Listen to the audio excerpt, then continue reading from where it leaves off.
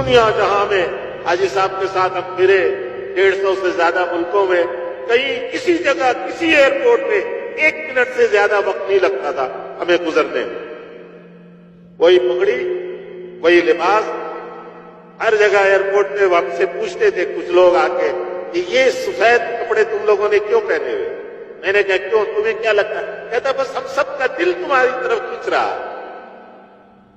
یہ گرو کون ہے؟ یہ بڑے، ہمیں ان کا پاؤں چھونے دو، کوئی کہتا ہمیں ان کا ہاتھ چومنے دو، کوئی کہتا ایک تصویر لینے دو۔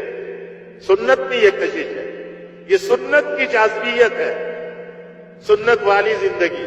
ہمارے ایک صاحب اپنے 2 ملازم کے ساتھ ایک ملک میں گئے، وہاں اس ملک میں بڑی تلاشی دیا جاتا تھا ایئرپورٹوں پہ، تو وہ 2 ملازم جو ہے وہ اس ملک کے لباس پہن کر اور بار بار اپنے مالک سے کہیں کہ صاحب آپ بھی اگر ہماری طرح لباس پہن لیتے تو اچھا ہوتا، آپ کی وجہ سے ہمیں وہاں تاخیر ہو جائے گی۔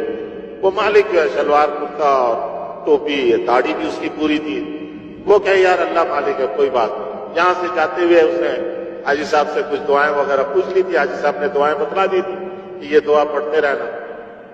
وہ اپنا دعائیں پڑھتا گیا۔ کہتا ہے جب وہاں پہنچے وہ بار ہر تھوڑی دیر بعد آ کے کہیں کہ صاحب آپ اگر لباس بدل لیتے، ہمارا والا ہمارے پاس ہے، ایک سوٹ پہن لیں۔ وہ کہتے نہیں یار اللہ مالک ہے، اللہ مالک، اللہ مالک، کہتے کہتے وہاں پہنچ گئے۔ جب پہنچے اس نے کہانی سنائی کہ ایئرپورٹ پہ جب ہم لائن میں کھڑے تھے تو جو خاتون امیگریشن میں وہاں آگے بیٹھی ہوئی تھی، اس نے یوں لائن کو دیکھا تو دیکھتے دیکھتے میرے اوپر اس کی نگاہ ٹک گئی اور مجھے انگلی کے اشارے سے اس نے یوں کہا باہر ہو جاؤ، باہر ہو جاؤ۔ تو اب وہ جو میرے دونوں ساتھی تھے سوٹ والے، وہ ان کے مینیجر تھے اور ان کے پاس نیشنلٹی بھی کسی اور ملک کی تھی، پاکستانی نہیں تھی، اس کے پاس تو پاکستانی تھی۔ کہنے لگا کہ وہ دونوں بڑے پریشان ہو گئے کہ وہ صاحب کو تو اب لے گئے، پتہ نہیں اب کتنا دیر اوور کریں گے۔ کہتے مجھے اس نے بلایا اور بلا کر جو ہے آگے اشارہ کیا آگے آ جاؤ۔ میں سیدھے سارے لائن کو کراس کر کے آگے گیا۔ اس نے کہا پاسپورٹ لاؤ، میرا پاسپورٹ دیکھا، مجھے دیکھا اور میرے پاسپورٹ پہ فوراً اسٹیمپ لگایا۔ کہتے جاؤ۔ میں وہاں سے گیا باہر، اپنا سامان جہاں بیگ تھا بیگ لے کر میں 2 منٹ میں باہر آ گیا۔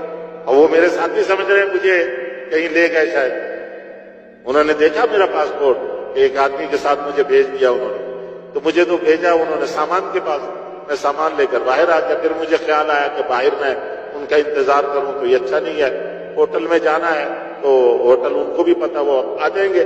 میں اپنا ہوٹل پہنچ گھنٹوں بعد آئے اور آ کر سر ان کے جھکے ہوئے، کیونکہ ان کے تو سارے کپڑے شپڑے اتور کے انہوں نے پوری اچھی طرح جو وہ لیتے تھے وہ اس طرح انہوں نے ان کی تلاشی لی، مشینوں میں گزارا، پتہ نہیں کیا کچھ کیا انہوں نے۔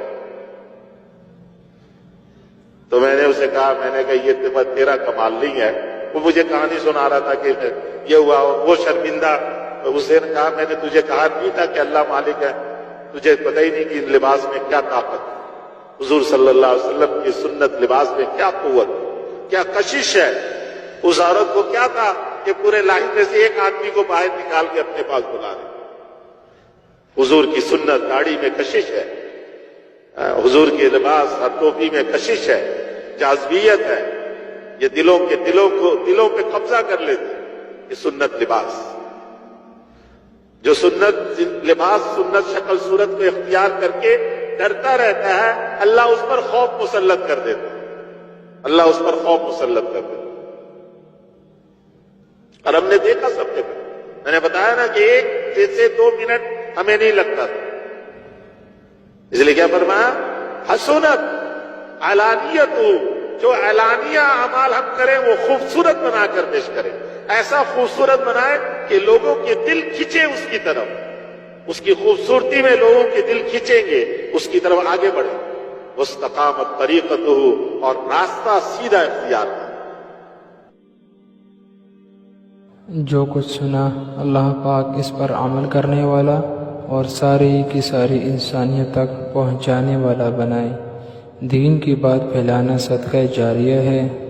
مزید ہماری ویڈیوز کو دیکھنے کے لیے ہمارے چینل دعوت تبلیغ کو سبسکرائب کریں جزاکم اللہ خیر.